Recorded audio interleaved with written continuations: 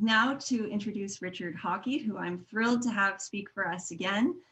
He has worked at the Chicago Botanic Garden in Glencoe, Illinois for 35 years. And for the past 20 years, he has been the manager of the garden's plant evaluation program, which means he is responsible for the annual comparative evaluation of approximately 1,000 taxa of perennials, shrubs, vines, and small trees, including plants for green roof gardens as well. Richard teaches horticultural courses for the School of the Botanic Garden. He lectures widely. I bet you've seen him speak at the Scott Arboretum or maybe at a perennial plant conference there. And he has written numerous publications. Today he's going to share some of his research findings from the plant evaluation program. So I'm sure it's going to get you all excited to make a very long list of plants that you'd like to add to your garden. And speaking of great lists of plants, there was a handout that Richard put together that Mandy emailed to those of you who pre-registered. And if you don't have that handout, she is going to put a link into the chat box to a Google Drive document for you to access. And if for some reason you have trouble accessing that today, just email me or Mandy and or even Sandy, and we can get that document to you. And also I wanted to mention that this webinar is being recorded. And so it will be available in about 1 week. So with that, Richard, thank you so much for doing this for us today. We've been looking forward to it. And with that, I'm going to hand it over to you. All right. Thank you, Julie. I am glad to be in front of you guys today. I really wish I could be there. But this is obviously the next best thing. So I am going to start today with a little bit of an overview of our program, of the evaluation program, so you get a feeling for where we do our work and what all the information you're here today happens there. So this is our full sun garden. This is our primary evaluation garden.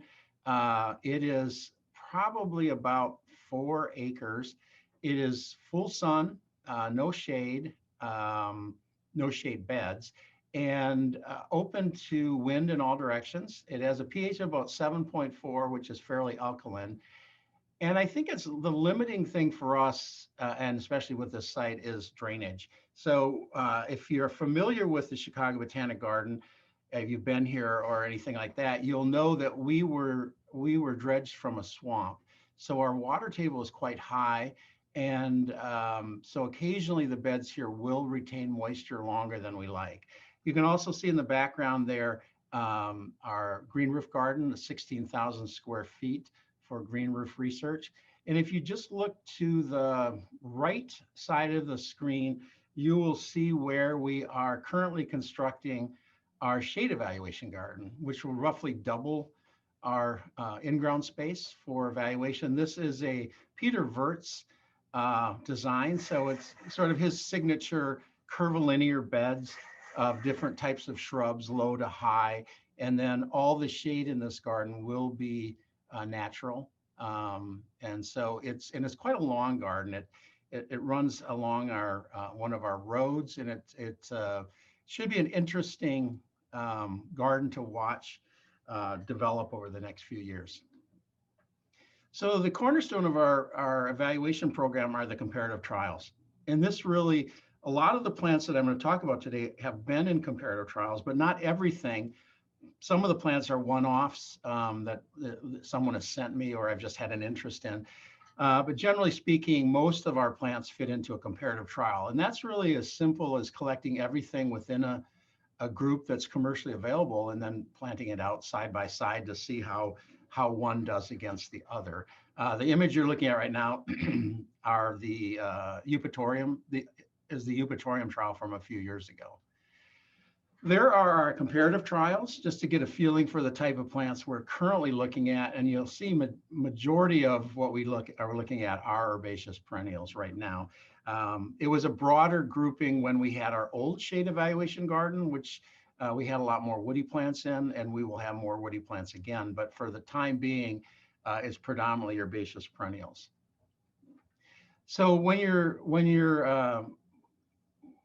when we're considering a trial here, we're looking at 4 broad criteria. The first one is cultural adaptability to the soil and environmental conditions of the test site. So whether we're planting it in our full sun garden or ultimately in our shade garden, it's how well that plant um, survives and thrives, hopefully, in that environment. That's, I think, the key to the whole trial. It really doesn't matter how pretty the plant is, because if you can't, if it doesn't succeed, it really doesn't mean anything.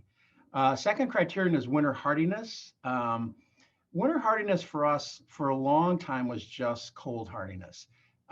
When I came to the garden, and the trial program was very young when I came to the garden, and we only had one criterion, and that was winter hardiness. If the plant survived a winter, it was a good plant. But winter hardiness for us today encompasses not just cold hardiness, but also how it survives our wet conditions, how it survives the freeze thaw issue, snow cover, and often lack of snow cover. So it's a broader concept than just cold. Disease and pest resistance, of course, very important for everybody. And then finally, the ornamental and habit traits. So basically, all things related to flowers, foliage, habit, all the things that make that plant what you want it for visually. It's a 4-year trial for perennials, which we think is a good amount of time. And that's a minimum. 6 years for shrubs and vines, and then minimum of 10 years for small trees. We do limited maintenance, which is important to know. Our concept is that we want to do what we think the average homeowner would do, and that is water. So we hope anyway that they're going to water the plant. So that's really the primary thing we do. We water, we do weed, and we do use a mulch. Once a year, we do put mulch in the garden, primarily for water conservation, so we don't have to water a lot. But otherwise, we don't do any disease or pest control, no dividing of the plants, no fertilizing, no staking, deadheading, anything like that. When we do deadhead, it's because we're specifically interested in how that plant responds to deadheading. And then we are in USDA Hardiness Zone 5B. We're right very near the lake, Lake Shore, Lake Michigan. So we are in a little bit of a microclimate for the Chicago area, which is generally 5A. Now, when we finish a trial, we do want to get that information out. And obviously a talk like this today is one of the ways we get our information out, but publication is a very important part of it. And Plant Evaluation Notes is a publication I think our first publication was in 1990, and it really is meant to tell you everything you need and everything that occurred in this trial. So it's a lot of information. A lot of times it's so dense that people are just appreciative of the summary tables in it, and that's perfectly fine. But we want everyone to know that there's something behind what we're talking about. We didn't just go out there with a list and, well, Richard likes this today kind of thing. So that's our primary vehicle. And then, of course, that information gets picked up by other web-based blogs and whatnot, as well as other publications. And then probably about 7 or 8 years ago, we started working with Fine Gardening Magazine. And I really thought this was a 1-year project, and we're now committed through at least 2022. And I'm very pleased by this because it's given us an opportunity not only to reach a broader audience, which is always our hope, but it also allows us to preview trials that aren't fully completed yet, or to give updated information on something that we previously reported in Plant Evaluation Notes. Both our Fine Gardening articles as well as our Plant Evaluation Notes are available on our website for downloading, or for viewing or downloading. All right, so I want to get onto the plant list, and I hope you all have accessed the list that Julie shared. so that you don't have to write, you don't have to scribble a lot. I'm not going to touch on every characteristic of the plant. I'm going to talk a little bit broader, so that the information is it's not just a litany of traits of the plant. So I want to start with Allium cernunum falling stars.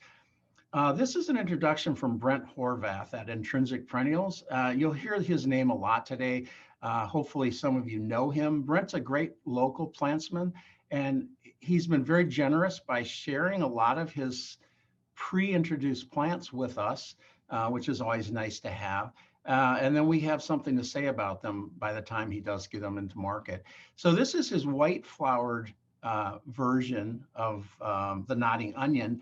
I love it in the flower. Here it is. You can see where it gets its name, nodding onion. The inflorescence curves downward, and then you can see how many flower buds are on this plant, and then they just continually open. Here's the habit. It's a plant's probably about 30 inches tall and 30 inches wide across the width of that foliage. Personally, I think the foliage is sort of ho-hum. It's not really, I think, really even that attractive. It's just sort of a green strap. But it's that the flower quality that is so good. But even more so, from my point of view, is as it's turning to fruit. It's that combination of that purple brown fruit with some of the white flowers that are still present. Ultimately, it will all be that purple brown, but as it's transitioning, I'm mesmerized by that. Every year, I find that to be the most fun aspect of this plant. Amsonia tabernaemontana fontana. This is another one of Brent Horvath's introductions. He has done a lot of introductions based on size. So he's bringing them down in size mostly. It's got a classic blue star flower cluster at the terminals of the plant. And you can see in that picture, which is early in the season, you can see it's got a nice dark purple stem. Later in the season, that color dissipates and you don't notice it anyway, because later in the season, and as the plant gets older, that's what it looks like. What I'm impressed by with this plant is, aside from its seasonal aspect, the spring flowers, the nice habit in the fall or in the summer, and then the foliage color in the fall, is the uniformity. It's such a nice uniform plant, and every plant is like a cookie cutter of the other ones. So and it is compact. It's a tabernaemontana, which can be quite large, but this only gets about 32 inches tall. Still gets pretty wide at about 50 inches. So you do have to be aware of that. And like all of the Amsonias, you can see where the new foliage has started to grow again before the flowers have even finished, which then, of course, is why the fruit of the Amsonias are buried within the plant. This is Amsonia verdant venture. This is a new introduction from Jim Alt here. He's our plant breeder at the Chicago Botanic Garden. And this is a plant he's struggled to get into the market. It's, by the way, not fully released yet because we had issues with propagation. He's perfected that, so the plants are coming now. But what's so great about this plant, well, a number of things. I love that it's just almost completely covered with flowers. So it has, I think, a greater floral presence than any other Amsonia. It has a very fine textured leaf, so it has a sort of a lacy feel to it. You can see again in this picture for sure how the new foliage has started to come up above. It's a small plant. It's only about 28 inches tall, but ultimately, if you give it the room, it can get up to 5 feet across. And there's its fall color. It's actually a nice sort of golden yellow with a little bit of russet in it. But this is one plant that I will say when we have professional nurserymen and plants people come to the garden and we're showing them things, this is a beeline. People love to see this plant because it's very different from anything that's out there. So definitely keep your eye out for this in the next few years. I think it's going to be a winner. Another introduction from Brent Horvath is Andropogon gerardii, dancing wind. You know, Brent has done, I think, a real service for the industry by for gardeners by all of his introduction, all of his andropogon, his big blue stem introductions, and they're quite varied. They're all based on color, colorful flowers as well as colorful stems and foliage. I think the one that's getting all the press these days is Black Hawks, and justifiably so. It's got almost black, it's purple, almost black stems and inflorescence late in the season, and it's quite stunning. It's a fairly um, thin plant. It's not very dense. I actually like dancing wind the best. I love that flower and stem color, that coppery, red and purple and coppery color that you see there. But I also love that the substantialness of this plant. It's not been reduced to something that's 2 feet tall and round, like so many perennials these days have become. So it's a big, bold plant, and of course in the wind, on a windy day, it is really, there's a lot of movement on this plant, just top notch all the way around. Again, not small, just over 6 feet for us. So it is a sizable plant. Aurelia cordata, Sun King. Sun King is the perennial plant of the year this year. It has these wonderful golden yellow leaves early in the season. As the season progresses, and depending on the light that you have on the plant, it does become more chartreuse.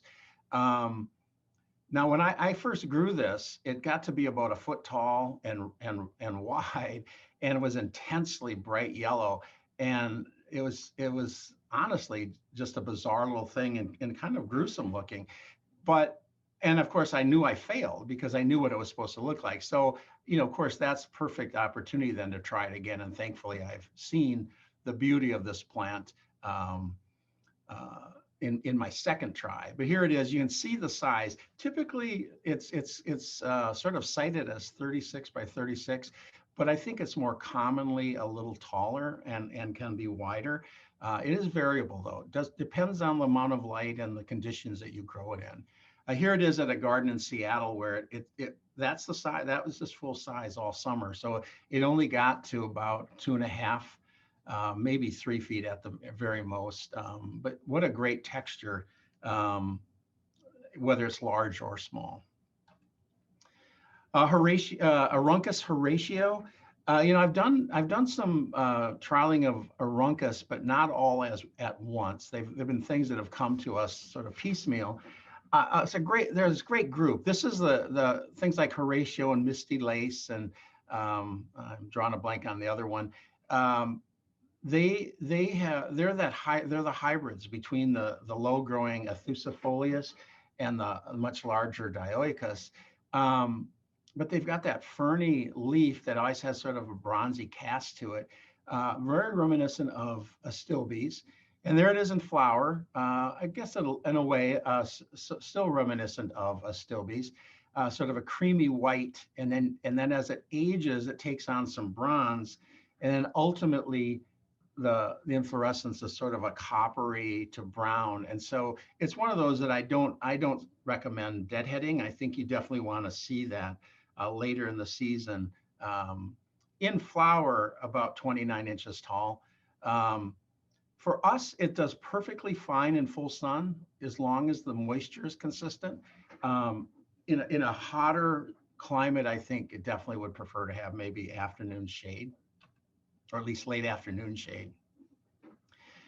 Asclepias viridis is a plant that I had never grown before when I added it into our Asclepias trial, which for the most part was an absolute dud of a trial. But this is a plant I had never known, but I just fell in love with it immediately. It's got these wonderful green chartreusey flowers with that purple center. But all these flowers are in a globe. So it's a globe-shaped inflorescence that sits right on the top of the plant.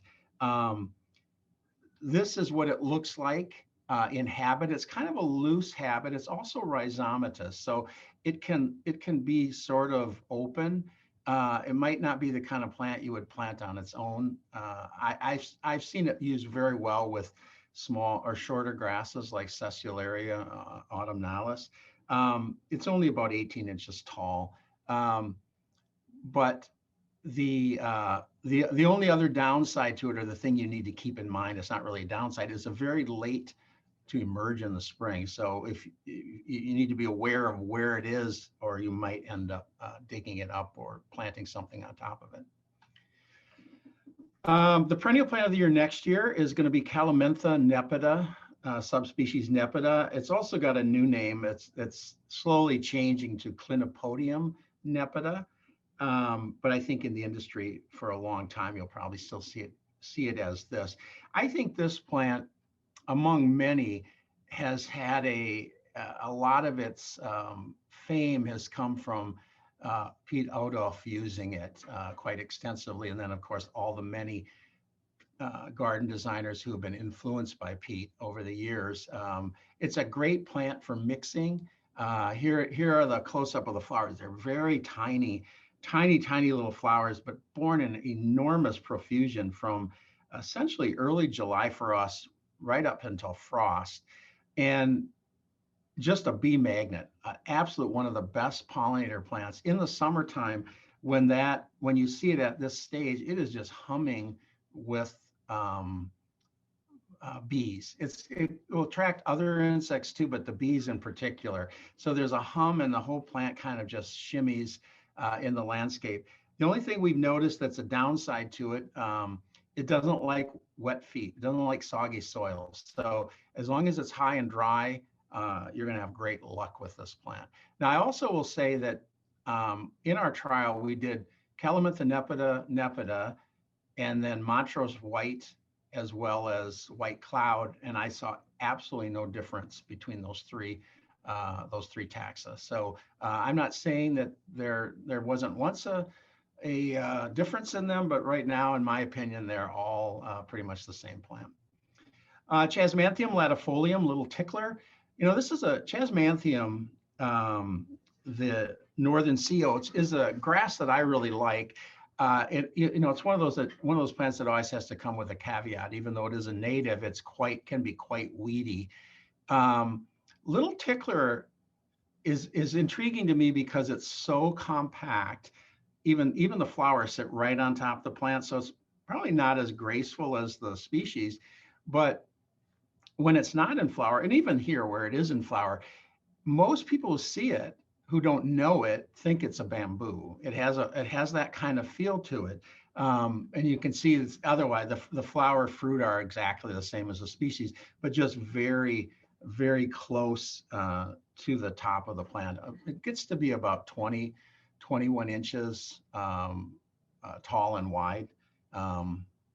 Coreopsis tripteris, gold standard. This is an introduction from Mount Cuba. I've done probably 2.5 Coreopsis trials, and our goal always is to expand our list past the yellows and the golds, and unfortunately for us, that's not been a huge success. So when I see a Coreopsis that has a nice yellow flower versus that sort of brassy gold, I'm excited by it. And of course, I love that Tripteris, which is a very, very tall plant, has been reduced in size greatly. This is under 6 feet tall. And what a great texture. Because of that three-parted leaf, the whole plant feels kind of lighter than a plant that size might normally look. But it's a great, and the flower production on that is really quite amazing compared to the species. Of course, the species is about 2 feet taller, so you may not see the flowers generally anyway, but a great plant, which will need some extra space. Dahlia purpurea, a good native, a great pollinator plant. Here's the stage of the flower that I love the best, when it's just starting to flower. It blooms from the bottom of the inflorescence upward. It kind of looks almost like a conifer cone with these purple ruffles at the base. The plant you see there is on our green roof. It's a plant that does like a dry condition. It's quite adaptable to that. Excelled on the green roof. There's also a white version, Dahlia candida, that I don't like as well. The white is not, it's kind of a dirty white to me. But this one, a very fine textured, a very ferny foliage. And then you can see that's just one plant in this, and you can see how many flowers are on it.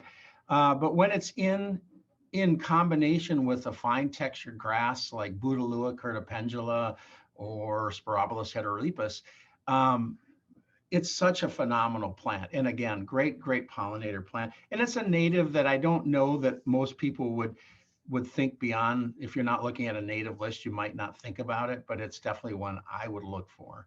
And like all legumes, it does fix its own nitrogen. So it's pretty good on, and not the best of soils. Dianthus, there are a couple of groups of plants that I have tried. I have wanted to do a really extensive trial on and just have been afraid to. Dianthus is one of them. Agastache is another, because there's nothing worse than planting out 30 to 40 different types of something, and the next year they're all dead. Nobody needs that much heartbreak. So Dianthus I picked away at, and I think every Dianthus that has come to me has been given to me. And I've liked a lot of them, but they've not been long lived until I got to this Paint the Town series. So there's 4 currently: Paint the Town Magenta, Fuchsia, Red, and Fancy. And the last 2 I've just started to evaluate, but Magenta is the one I personally like the best. But it's comparable, except that the flower color and the size to Paint the Town Fuchsia, which I'll show you a picture of in a minute. That's the flower quality and coverage that you will see on this plant. So from mid-May to mid-July, and then it will sporadically rebloom. You don't have to deadhead it. The buds that you're seeing here that are above, pretty much that's what the deadhead looks like once the petals have fallen away. So it's sort of spiky. You really don't notice it until late in the season when the fruit browns and then dehisces. But it's just looks almost like the blue-green foliage that's there. This one is about 8 inches tall, so it's the bigger of the 2. Here's Paint the Town Fuchsia. Again, it's really just a color choice. This one's a little bit shorter. This one topped out at 6 inches. Both were about 14 to 16 inches across. So not enormous. But what I love about this, they all survive the winter, many winters. I had these in the garden for 6 years. And they never donut hold, or they never had that dead center that we often see anyway. So great adaptable Dianthus. Eryngium yuccifolium, Prairie Moon. Prairie Moon is well, we won't call it a dwarf. We'll call it a compact, shorter version of Rattlesnake Master. In this case, typically about 39 inches tall for us, whereas the species is 4 to 5 feet tall. As these wonderful globe-shaped flowers, kind of greenish white with a little bit of a silvery bract at the base, right at the base of the inflorescence. Great butterfly plant, really is a magnet for butterflies. This is an introduction from Brent Horvath. I think it's been a sleepy introduction for him. I'm sure he hasn't added on to his house because of what he brought in from this plant, but it is a great plant. Nice blue-green leaf, stays attractive and clean all summer long. But remember, it is a tap-rooted plant, so wherever you put it is where you probably should leave it. Digging this up, it can be a little iffy, but great plant. Eupatorium perfoliatum, polished brass.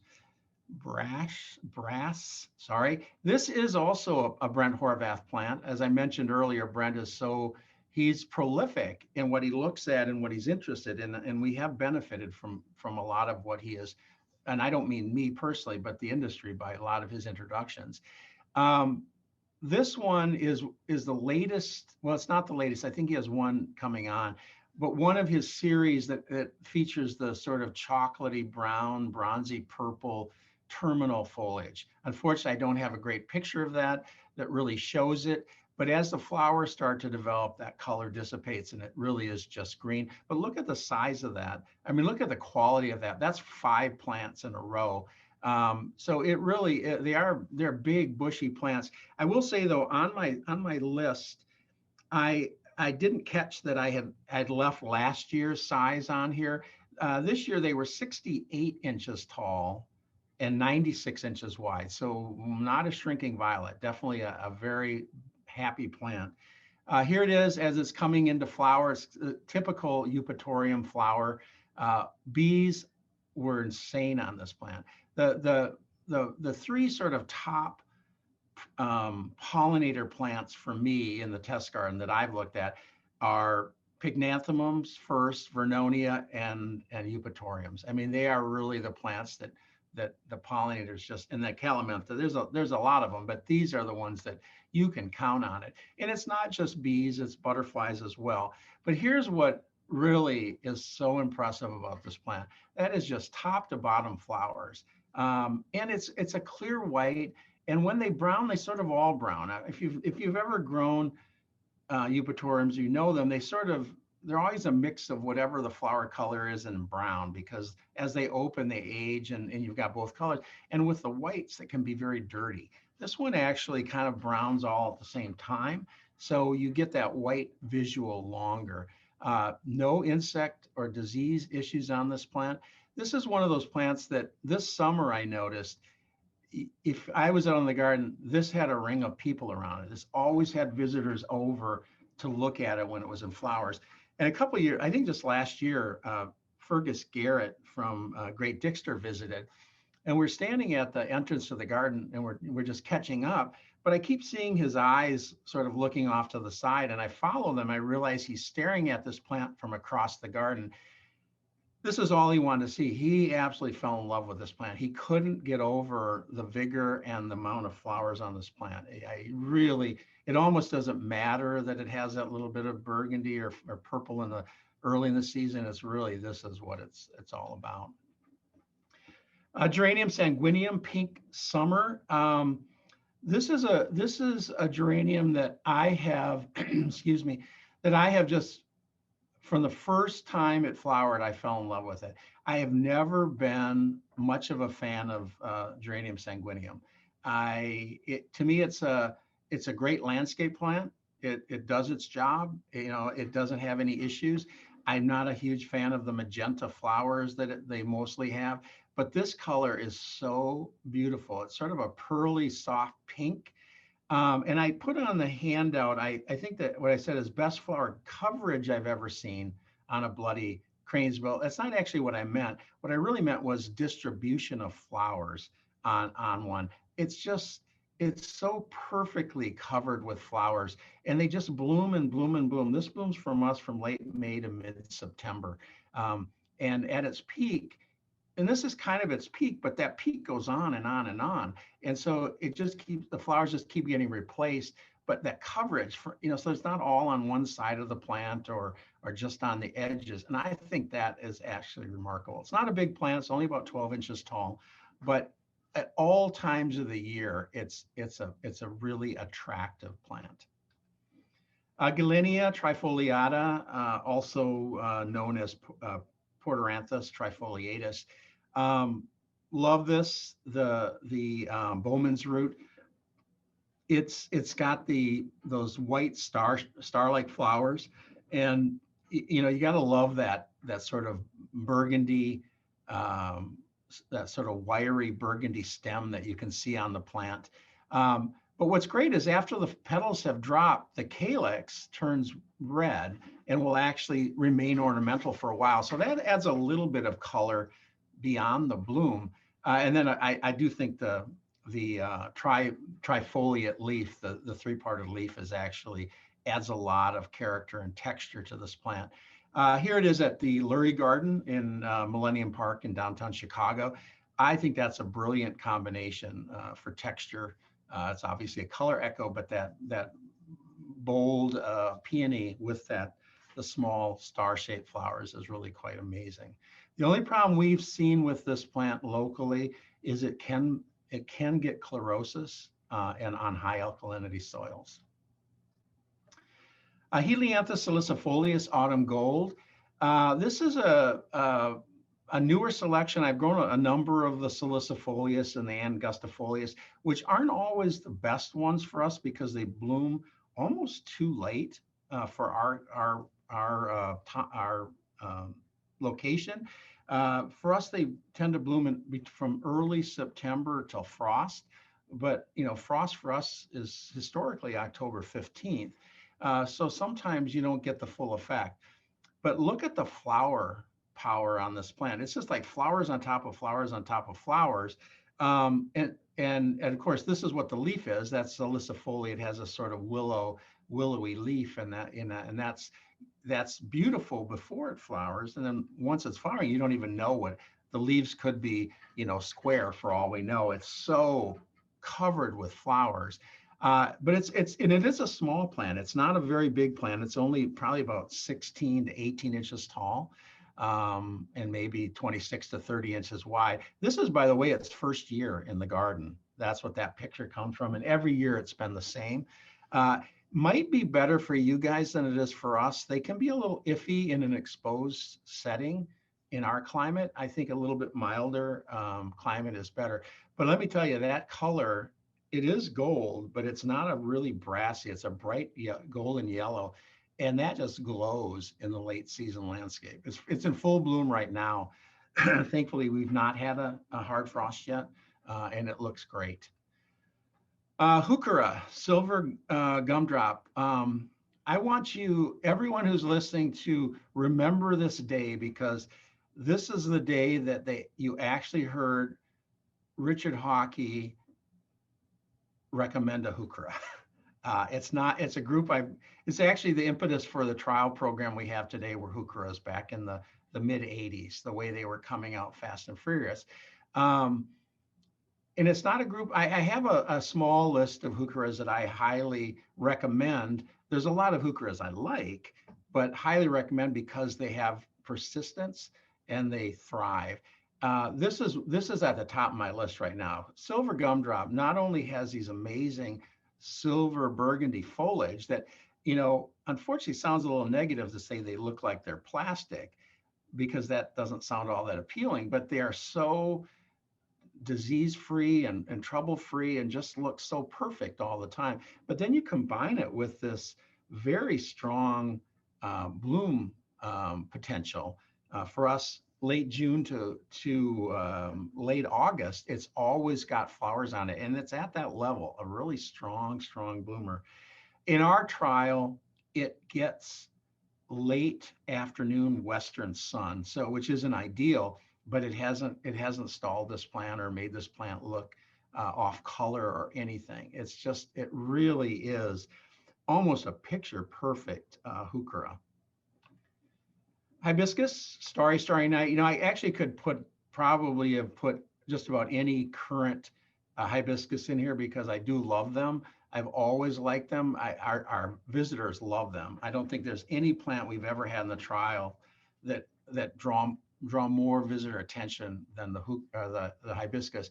And honestly, we've had hibiscus in the garden, in that trial garden that you saw a picture of, every year since 1989, because continually through that time period, there's been a lot of developments in the group. Those early ones that we looked at were all green, very tall, flowers just at the very terminals of the plant. And over the years, the plants have gotten smaller. They've added a lot of burgundy foliage. They've added cut foliage. Flower colors are still in the pink, white, and red range. Although I have noticed the flowers have come down in size. They're not quite at that 10, 11 inch size that I used to see. But the beauty is that they cover the whole plant. That indeterminate flowering that's been brought on these newer cultivars is really a great innovation. These are Starry Night, and the next one I'm going to show you, Dark Mystery, are both from Hans Hansen at Walter's Garden. I think Hans is, to me, like Brent Horvath. He has just done an amazing job of adding these great plants into the marketplace. You can see here very dark burgundy foliage. Dark Mystery is a newer one. I've only actually looked at this 2 years, but I actually feel comfortable, having grown these for so many years, to tell you that this is a quality plant and will be, even with 2 years under its belt. What I loved about it, the flower, yeah, white, white with the red, it's pretty, but that doesn't make me too excited. It's the foliage, although it is listed as burgundy. It's actually got kind of a chocolatey burgundy color and not quite that dark red purple color. So it's a different quality. I'm not sure this picture does it justice, but if you were to see it in the broader trial, as the way I saw it, the leaf color is very unique. Ultimately, this plant will be about 5 feet tall and wide, like most of them. I think it has great, great potential. Lamprocapnos spectabilis goldheart used to be Dicentra goldheart. Not new by any means, but a plant that I can't be without. I mean, there's certain plants that we all love, whether they're really common or really unique or esoteric. This is one that is common, but I love it. To me, this is sort of spring. To me, are the bleeding hearts, and this has the classic bleeding heart flower, but combined with that intense golden yellow leaf color. Here it is in the trial. When I first saw this, I it was borderline sort of icky, that bright pink, Pepto-Bismol pink on that golden yellow. I don't know. I didn't love it, but over the years, this is a combination I find fascinating. I think that is just so beautiful. So much so that even in my garden where I don't grow it, and I grow a lot of it in my garden, I also have the straight species, which invariably I find that I'm pairing with Hacknicloa aureola, which is the yellow striated Hackone grass, which gives you that same feel, that yellow and pink. So clearly, beyond Goldheart, I've embraced the whole pink and gold and yellow. I love it. I think it's such a great plant. Now, the other thing that we saw in our trial, it in a year where all things are equal between all plants, which was typical. This was the last plant to go dormant. Dicentras have that dormancy aspect to them if their conditions aren't perfect for them, consistent moisture, cool, all that kind of stuff. But this one is always the last to go dormant. So it has that a little bit up on the other cultivars. Lespedeza, Thunbergii, Samader. The Lespedezas are sort of sleeper plants. You don't notice them in the landscapes around here. You don't really notice them till late summer when they start to flower, and you're like, oh, there's a Lespedeza there. You just don't notice them, and that's one of the reasons I wanted to do the trial. It's not a huge trial, but it's been an interesting trial. Certainly not small plants. This is Samader is about 5 feet tall and about 8 feet wide. So you're investing some space in it. I like the flower color of this, which is I think a really nice fuchsia pink. I like the flower color and the consistency of the habit and the whole feel of the plant better than Gibraltar, which is probably the most common one that we see around here. But a great plant. Another pea family plant that actually tolerates poor dry soil. So it has uses that way, but definitely shrub-like. So you need to give it the space. And then the reward of those flowers for us, late August to late September, sometimes truncated. Sometimes if the weather is too windy and wet, it may not even last 2 weeks. So that's a little iffy. Lychnis petite Jenny. When someone sent this to me, I didn't even know what to expect because I didn't know this plant. And this is the double flowered. And it's almost bubblegum pink, it's almost like Bazooka Joe, but it's a little more lavender in it. But beyond that flower, which I think is so interesting, you can see the striation, the purple striation on the calyx, which adds a lot. Now, that's if you're up close to it. If you're not up close to it, that's what you see. And the flower power on this plant is out of this world. I mean, it is so dense with flowers. And for us, it was early June to mid-July, solid like this, just absolute covered with flowers.